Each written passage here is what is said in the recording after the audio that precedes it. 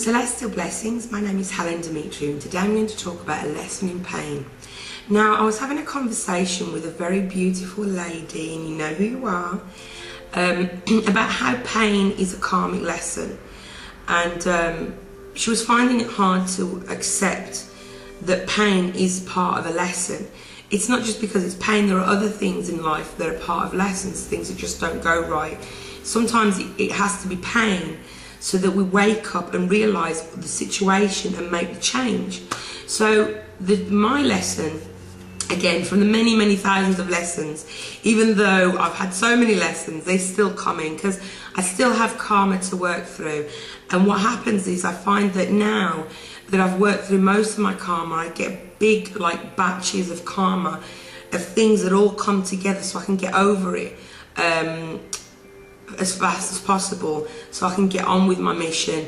I can become more involved and enlightened. So the story about my tooth, like I'm trying to keep it as short as possible so that I can add the lesson in afterwards. I was going to a dentist. I have a lot of problem with my teeth.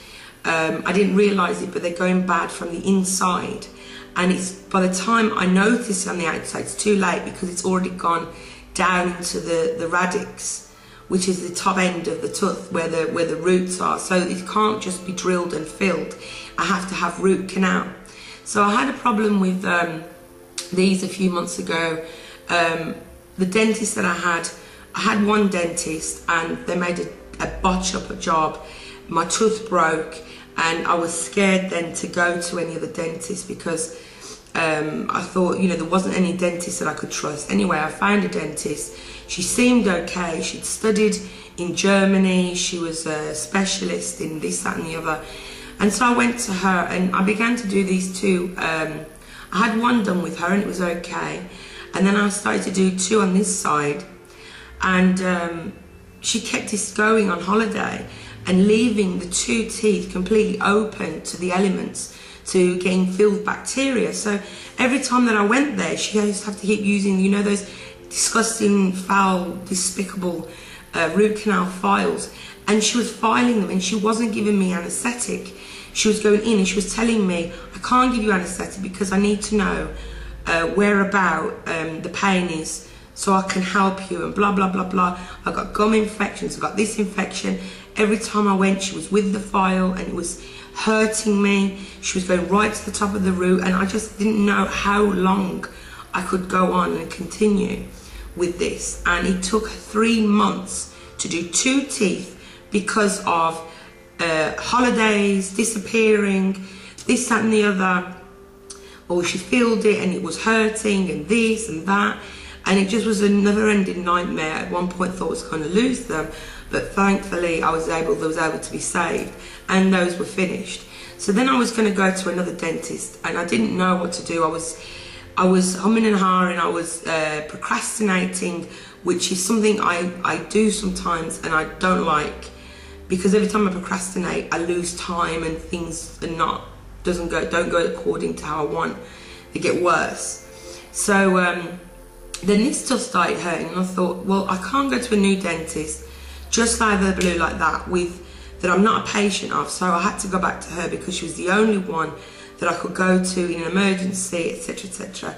So she started on this tooth and at first I thought, you know, it's going to be okay. She gave me the injection, she went in with the files and blah blah blah, and she left it open, and obviously all the bacteria got in. So every time I was going, she wasn't giving me enough anaesthetic, and each time she was saying to me, and the same with these teeth, you know, I'm giving you an injection because you're a baby, and I'm giving you an injection because you don't have any courage and you're afraid.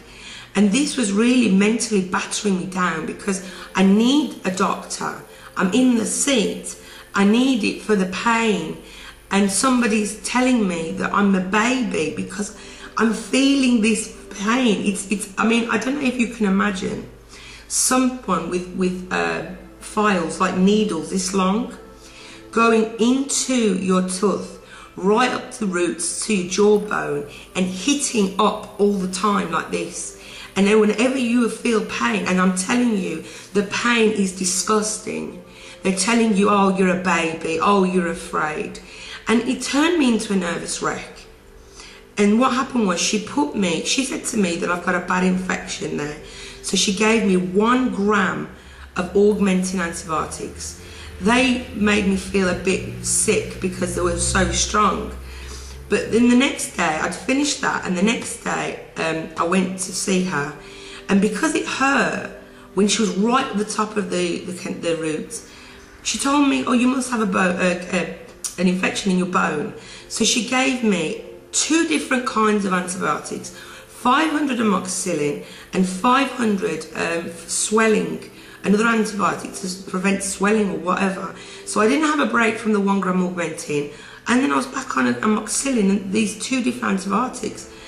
And you know, I'm in pieces. She looked at my x-rays that I had 2 years ago, and she said to me, after 2 years of having my x-rays, she says to me, you've got 3 cysts, and the one where the tooth broke, you better go and have it out, because you know, any time now you can have a stroke or you can get a brain infection.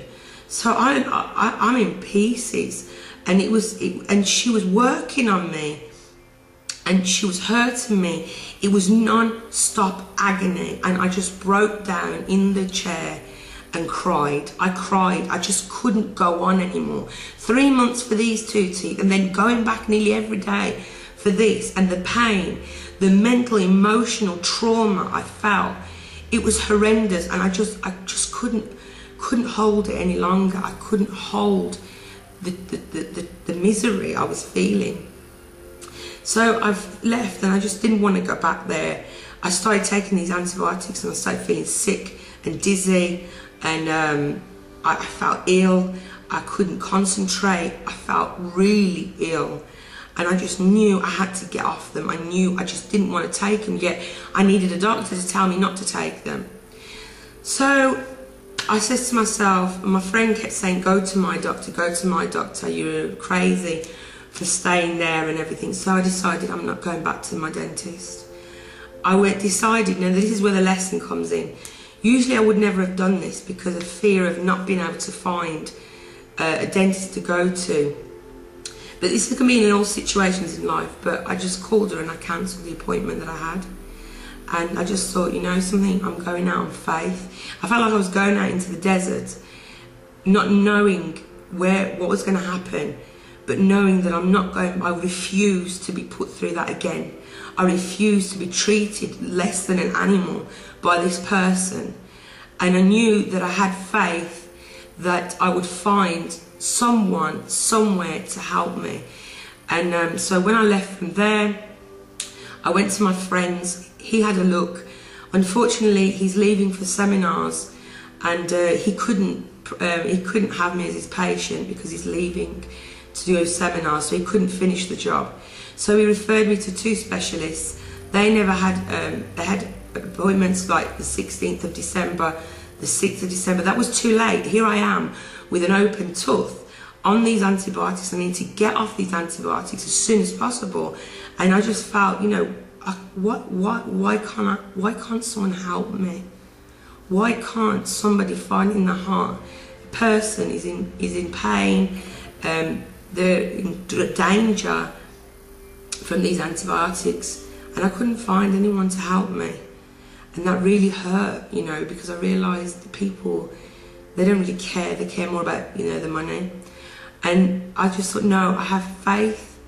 I left her into the desert, and now I'm going to find that oasis of water.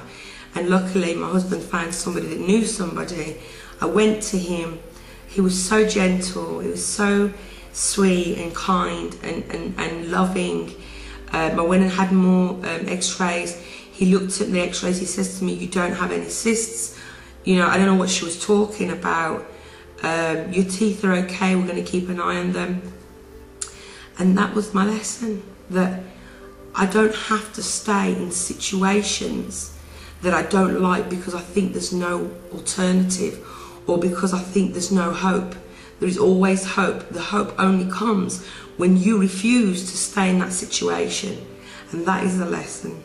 So thank you for watching. Have a fantastic day. Bye-bye.